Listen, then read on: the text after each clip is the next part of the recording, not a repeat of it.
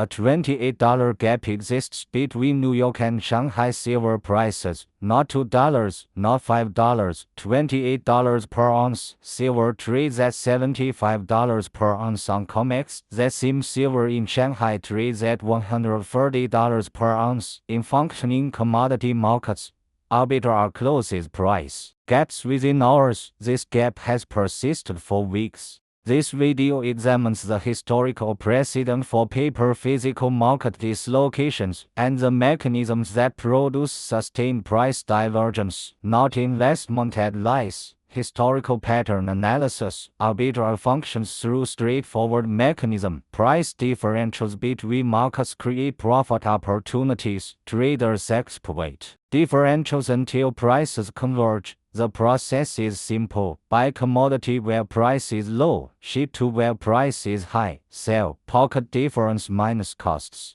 For silver, the calculation appears obvious. Buy at 75 in New York, ship to Shanghai, sell at 130. Shipping and insurance costs approximately $2 to $3 per ounce. Refining fees another $1.50. Total logistics cost roughly $5. That leaves $50 per ounce profit on 25,000 ounce shipment.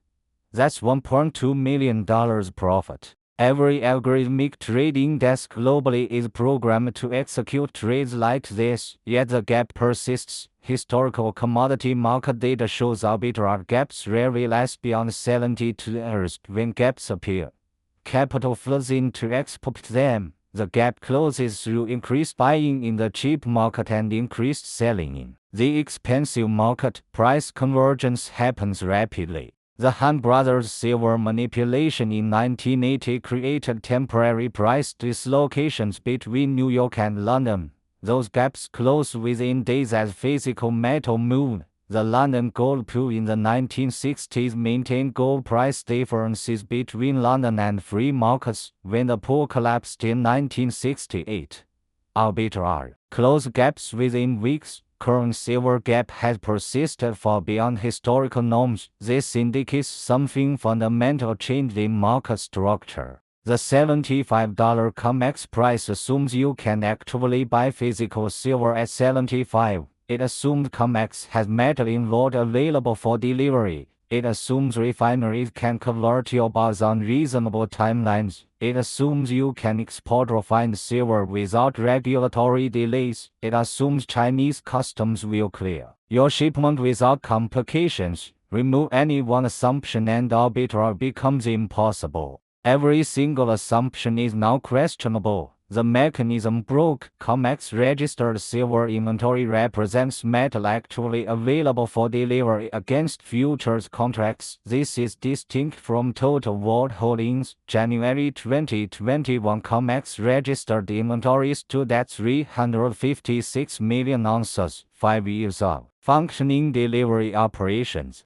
January 2026 COMEX registered inventory 113 million ounces. That represents 68% decline in deliverable inventory over 5 years. Reports from early January 2026 show 33 million ounces physically removed from COMEX vaults in single 7-day period. In 1 week, more silver left COMEX than some national reserves hold entirely. The velocity of withdrawal is historically unprecedented. COMEX currently has 500 million ounces of open interest in silver futures, 500 million ounces of contracts theoretically promising delivery, 113 million ounces of metal actually available to deliver. That creates ratio of 4.4 to 1 for every ounce of physical silver in COMEX system.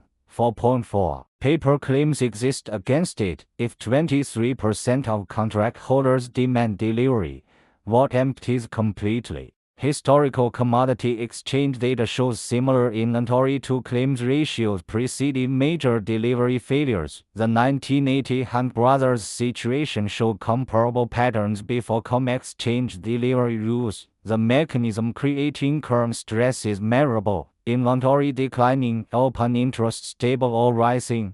The gap between claims and metal widening. January 1, 2026. China reclassified silver as strategic export control commodity, not recommendation, not tariff, hard control. Silver now classified in same category as rare earth elements and military technology. Only 44 state-approved companies can export silver from China. To qualify, company must produce at least 80 tons of silver annually, must maintain substantial financial reserves. This effectively limits participation to state-owned or state-connected enterprises. China refines 60 to 70% of world's silver supply. Most refining processes imported silver concentrate from mines in Mexico, Peru, Australia. China imports raw material, refines it into bars. Historically, exported portion to global markets. That loop severed. China still imports concentrate, still refines it, but refined silver now stays in China unless government explicitly approves export.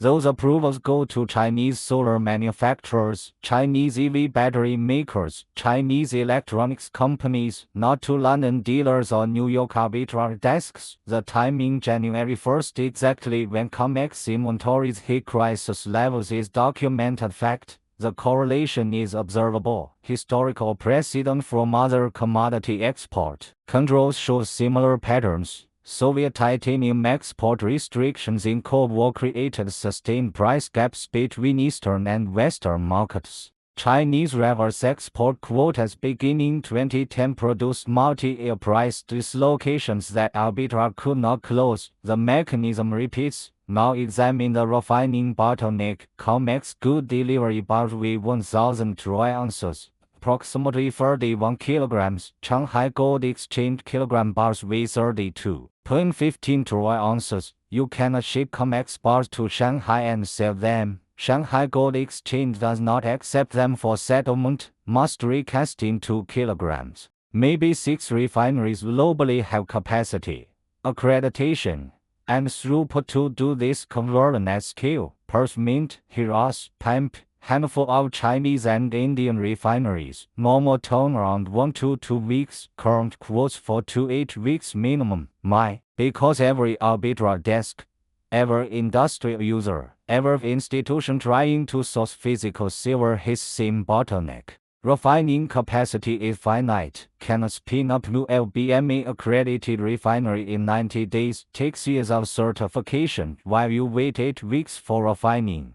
Prices move. COMEX might drop to 70. Shanghai might spike to 140. Your $50 arbitrage profit becomes $20 loss before metal ships. This is why gap persists despite apparent opportunity. Now examine historical precedent for paper physical divergence. Sir Thomas Gresham, advisor to Queen Elizabeth I, observed a specific pattern in 1500s when two forms of money circulate simultaneously, one with intrinsic value and one with questionable backing. A valuable money disappears, bad money drives out good. Gresham documented this when Henry VIII debased English coinage by reducing silver content. Merchants immediately hoarded full-weight coins and spent the base coins. Rational actors retain assets with real value, pass along substitutes with uncertain value. This pattern appears throughout monetary history. Roman coin debasement, continental currency during American Revolution, lima currency alongside gold. Every case shows same mechanism. When two forms of money exist, the reliable form disappears from circulation. The unreliable form proliferates. Current silver market shows this pattern. Exactly, physical silver represents intrinsic value, metal you can hold, metal that cannot be created through financial engineering. Paper silver represents claim on physical, COMEX futures contracts that promise delivery but settle in cash 98% of time. Silver ETFs with force majeure clauses allowing them to suspend physical redemptions during extraordinary market conditions. Unallocated accounts where claimed ounces are shared fractionally. For decades these two forms traded at same price. They were functionally equivalent. If you have paper and want a physical, you convert it at par. That equivalence is breaking down. The $75 COMEX price reflects value of paper claimed backed by system where 4.4 claims exist per physical ounce. The $130 Shanghai price reflects value of actual physical metal without counterparty risk. Gresham's law predicts exactly this outcome. Holders of physical silver refuse to sell at paper prices. They retain it. Meanwhile, paper floods market because holders recognize claim might not convert to metal. Historical data from institutional capital flows shows this pattern memorably. HR's Silver Trust, ticker SLV, is largest silver ETF in United States. It holds silver in an allocated form. Your shares represent claim on pool of silver, not specific bars. The prospectus contained force majeure language allowing trust to settle redemptions in cash instead of metal during market disruptions. SLV experienced significant outflows throughout late 2025 and early 2026. At same time, Spot Physical Silver Trust, ticker PSLV, saw record inflows. PSLV holds 100% allocated physical silver. London Good Delivery bars stored in Royal Canadian Mint Vaults with full audit transparency. Every share represents ownership of specific serialized buyers. You can redeem for physical metal if you hold sufficient shares. January 20, 2026. Spot announced doubling their equity program from $1 billion to $2 billion. That allows purchase of approximately 18 million ounces. 18 million ounces represents 16% of remaining COMEX registered inventory. Single trust preparing to buy 16% of all deliverable COMEX silver. This is not retail behavior. This is institutional capital with billion-dollar research budgets and legal teams that read every prospectus clause. They are moving from paper vehicles with force majeure clauses to physical vehicles with guaranteed allocated metal. The flow is memorable and directional. Historical precedent from 1980 silver market shows similar institutional repositioning preceded Hunt Brothers collapse. Flow from futures to physical accelerated before crisis. Now examine industrial behavior patterns. Technology companies are bypassing exchanges entirely and locking supply at source. Reports indicate Tesla purchased 85 million ounces of physical silver mid-January 2026. Not COMEX futures, not ETF shares. Physical metal executed through mine contracts. Vault acquisitions. Off-market deals assembled over 72 hours. That purchase equals 75% of total COMEX registered inventory. Samsung negotiated exclusive off-take agreement for 100% of specific mines output for 2 years. They own production before it comes out of ground. That silver will never reach vault, never trade on exchange, goes directly from refinery to Samsung's battery production lines. Apple reportedly has run internal scenario modeling silver supply disruptions. Worst case valuation $573 per ounce. Not because they think silver worth that as investment, because cost of production line shutdown for lack of silver components exceeds cost of paying any price to secure supply. When iPhone assembly line runs at $200 million per day output, paying $500 per ounce for guaranteed silver becomes economically rational. Historical industrial commodity markets show similar backward integration during supply crises. Aluminum in World War II, cobalt in 1970s, rare earths in 2010s, when exchange systems cannot guarantee supply.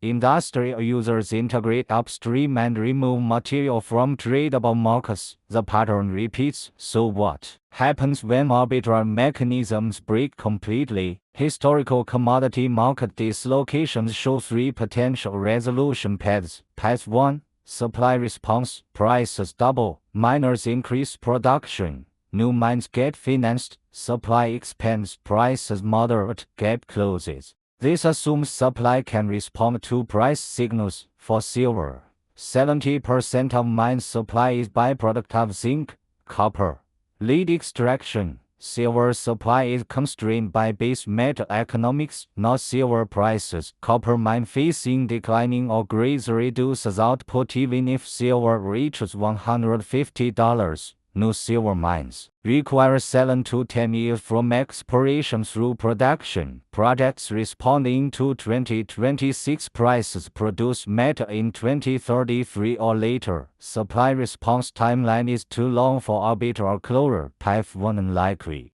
Path 2. Demand destruction. Prices spike. Demand collapses, consumers substitute alternatives or defer purchases, prices moderate, gap closes. This assumes elastic demand. Historical data shows silver demand is largely inelastic. Solar panel manufacturers cannot pause production. They have contracts and deadlines. Electric vehicle manufacturers building solid-state batteries with silver cannot substitute copper. Technology requires silver specifically. AI data centers cannot defer construction. Power density requirements demand silver. Cost of delay exceeds cost of expensive silver. Inelastic demand meeting constrained supply with broken arbitrage. Path 2 unlikely. Path 3. Market bifurcation. Paper and physical markets permanently separate, different prices for different forms, force majeure clauses invoked, exchange systems settle paper claims in cash at exchange-determined prices, physical markets trade separately at scarcity reflecting prices. Historical precedent, London gold pool collapsed in 1968 when physical and paper gold diverged permanently, two-tier gold pricing emerged.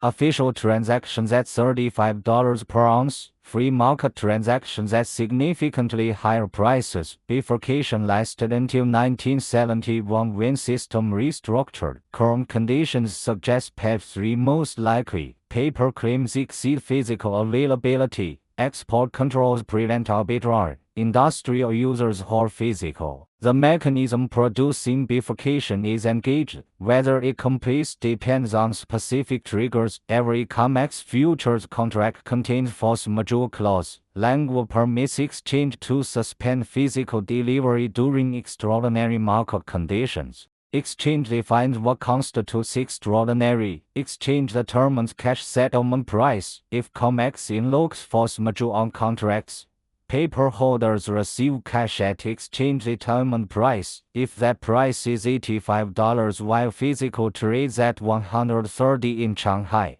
paper holders lose $45 per ounce. Through exchange action, this is not market price discovery. This is administrative repricing. The credibility damage would be substantial. Historical precedent from 1980 shows COMEX changed delivery rules during Hunt Brothers crisis, raised margin requirements, limited position sizes, changed settlement times. Exchange mechanisms exist to impose administrative solutions when market stress becomes acute. Whether they invoke those mechanisms depends on stress levels. Current registered inventory 113 million ounces. Open interest 500 million ounces. Ratio 4.4 to 1. If ratio widens further or if delivery demands spike, exchange faces decision. Allow delivery failure or invoke force majeure. So here's what the data reveals. $28 gap between COMEX and Shanghai silver prices persists despite apparent arbitrage opportunity. Arbitrage requires 5 functioning mechanisms: physical availability, refining capacity, export clearance, import clearance, price stability during transit. Every mechanism currently impaired or broken. COMEX inventory declined 68% over 5 years. China implemented strategic export controls January 1, 2026. Refinery bottlenecks extended delivery windows to 8 weeks. Industrial users bypassing exchanges entirely. Institutional capital flowing from paper to physical allocated vehicles. Historical precedent from past commodity market dislocations shows these conditions typically resolve through market bifurcation rather than gap closure. Gresham law documented 5 centuries ago predicts exactly this outcome. When reliable and unreliable forms of money coexist, reliable form disappears from circulation. physical silver is disappearing into industrial stockpiles, allocated lots, and sovereign reserves. Paper silver proliferates in exchange trading.